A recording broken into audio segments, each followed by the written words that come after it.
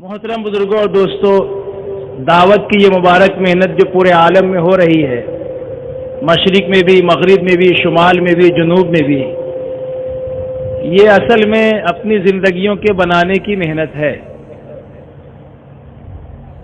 لوگ ایسا سمجھتے ہیں کہ لوگوں کو تبلیغ کی جا رہی ہے، لیکن اصلاً محنت کا جو رخ ہے وہ اپنی زندگیوں کے بنانے کی طرف ہے۔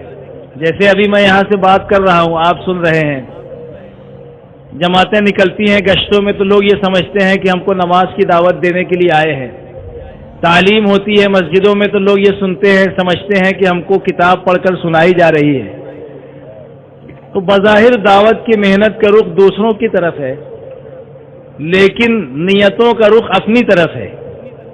تو یہ ساری محنت، چاہے وہ اجتماع ہو ضلع کے لیول کا، صوبے کے لیول کا، یا حلقوں کے اعتبار سے، یا مسجدوں کے اعتبار سے، یہ سب کا مقصود اس کے سوا کچھ نہیں ہے کہ ہم سب کی زندگیاں جو ہے وہ بن جائیں۔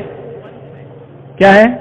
زندگیاں کیا ہو جائیں؟ بن جائیں۔ ادھر ہی دیکھتے رہو، ادھر ادھر دیکھو کہ نظر چوک جائے گی تو دھیان بھی بڑھ جائے گا۔ تو یہ ساری محنت کا ہے کہ یہ بولو زندگیوں کے بنانے کی محنت ہے، اور زندگیاں بنتی ہے دین کے زندگیوں میں آنے سے۔ اسی لیے اللہ تعالیٰ نبیوں کو بھیجا کرتے تھے تاکہ وہ آنے کے بعد انسانوں کے اندر، اپنے دور کے لوگوں کے اندر، اپنی امت کے اندر، اپنی قوم کے اندر اس بات کی محنت کریں کہ ان کی زندگیوں میں دین آ جائے۔ اس لیے کہ دین کے بغیر کوئی کامیاب ہوا ہے نہ ہوگا۔ کامیابی کل بھی دین میں تھی، آج بھی دین میں ہے، اور آئندہ بھی دین ہی میں رہے گی۔ یہ طے شدہ بات ہے اللہ کی طرف سے۔ دو باتوں کا فیصلہ اللہ تعالیٰ نے روز اول ہی سے فرما دیا تھا، اور وہ فیصلہ قیامت تک کے لیے ہے۔ وہ کیا فیصلہ تھا؟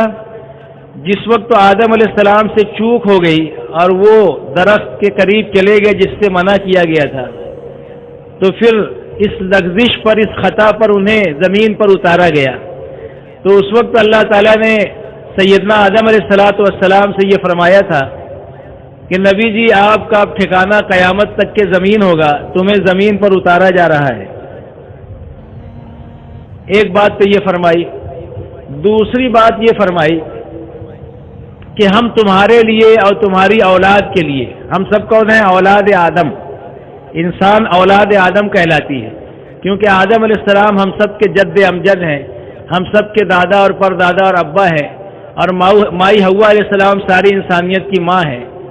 اس لیے اس انسان کو اولاد آدم کہا جاتا ہے۔ تو اللہ تعالیٰ نے فرمایا کہ آپ کے لیے اور آپ کی اولاد کے لیے ہم احکامات اتارتے رہیں گے، ہدایات اتارتے رہیں گے، زندگی گزارنے کا طریقہ اتارتے رہیں گے۔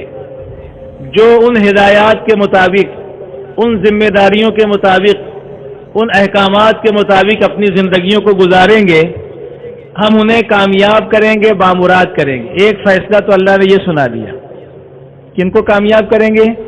جو ہدایات اللہ اتاریں گے انسانوں کے لیے، جو احکامات، جو ذمہ داریاں، اس کو جو لوگ بھی پورا کریں گے، کالے ہوں کہ گورے، ایشین ہوں کہ یورپین، شیخ ہوں کہ سید، عرب ہوں کہ عجم، پڑھے لکھے ہوں بے پڑھے، جن ہو یا انس، مرد ہو یا عورتیں، سب کے لیے یکساں اللہ کا یہ فیصلہ ہے کہ ان کو ہم کامیاب اور بامراد کریں گے۔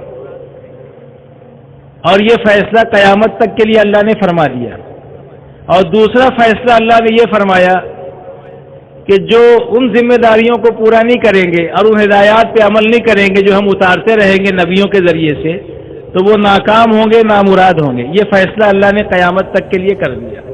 چنانچہ ہم اور آپ جانتے ہیں، قرآن پاک میں بھی اللہ تعالیٰ نے واقعات بیان کیے ہیں کہ جن لوگوں نے ذمہ داریوں کو پورا کیا، خدا کے حکموں کو پورا کیا، دین پر چلے، انبیاء کرام کی دعوت پہ لبیک کہا، ایمان لائے، اللہ کو ایک مانا، اور جو ہدایات نبی اللہ کی طرف سے لے کر آتے تو اس پہ عمل کیا، تو اللہ پاک نے انہیں کامیاب کیا۔ وہ دنیا میں بھی سرخرو ہوئے، اور آخرت میں بھی اللہ کا وعدہ ہے کہ انہیں ہم اپنے مہمان خانہ جنت میں داخل کریں گے۔ اور جن لوگوں نے ذمہ داریوں کو پورا نہیں کیا، خدا کے حکموں پر نہیں چلے، نبی کی بات کو نہیں مانا، دین پر نہیں چلے، نافرمانی کی، ذمہ داریوں کو بھلا دیا، تو پھر ان کا حشر جو ہوا قرآن نے اس کو بیان کیا ہے کہ وہ ہلاک کر دیے گئے. جیسے نوح علیہ السلام کا واقعہ اللہ نے بیان کیا ہے کہ نوح علیہ السلام 950 سال تک قوم کو ہدایات کی طرف، احکامات کی طرف بلاتے رہے، لیکن قوم نے ان کی بات کو نہیں مانا سوائے 80-82 لوگوں کے. تو اللہ پاک نے ایسا پانی کا سیلاب اور طوفان آسمان سے بھی زمین سے بھی نازل کیا کہ ساری قوم دریا برد ہو گئی، ہلاک ہو گئی. صرف وہی لوگ بچے جو ایمان لائے، جنہوں نے خدا کے حکموں کو پورا کیا.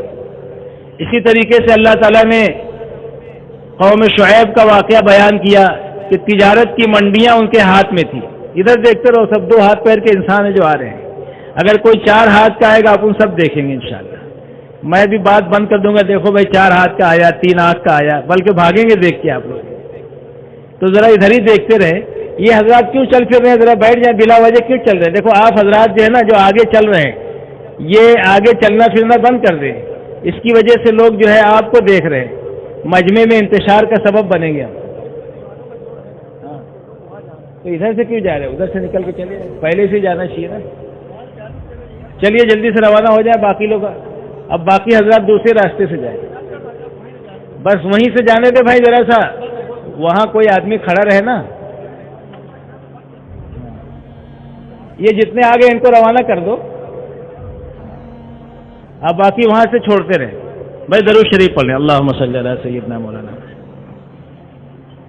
تو بات یہ عرض کی جا رہی تھی کہ اللہ نے واقعات کے ذریعے سے اپنے بندوں کو یہ سمجھایا ہے کہ تم دین پر چلو گے تو ہم کامیاب کریں گے. اسباب میں، شکلوں میں، نقشوں میں اس میں کامیابی نہیں ہے، بلکہ کامیابی اللہ کے حکموں کے پورا کرنے میں اور وقت کے نبی کے بتائے ہوئے طریقوں میں ہے. اس بات کو اللہ نے قرآن میں جا بجا بیان کیا ہے اور کتنے قوموں کے واقعات بیان کیے ہیں کہ اگر کامیابی مال میں ہوتی تو قارون کامیاب ہو جاتا، کامیابی اکثریت میں ہوتی تو نوح علیہ السلام کے زمانے کے لوگ کامیاب ہو جاتے.